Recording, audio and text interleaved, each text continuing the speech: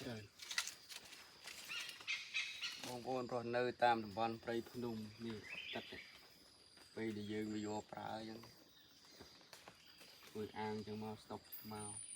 រហូតហើយទឹកលើភ្នំនេះគឺទឹកស្អាតយើងអត់ពិបាកដូចទឹកតាមស្ទឹងតាមអីតាមបលាយអាទឹកដែលគេប្រើចម្រោះហ្នឹងក៏មិនប្រកាសទឹកស្អាតលើភ្នំដែរគេយកទៅចម្រាញ់ចម្រោះហ្នឹងគឺទឹកស្ទឹងទឹកបលាយដូចគ្នាគ្រាន់ថាមួយស្អាតជាងមួយ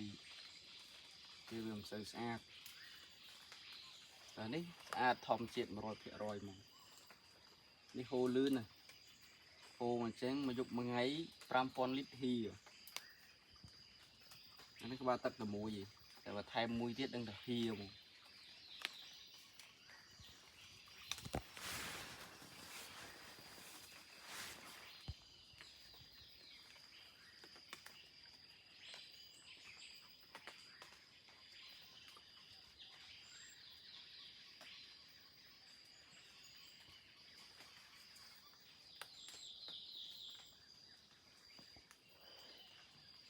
ស្កប់សិន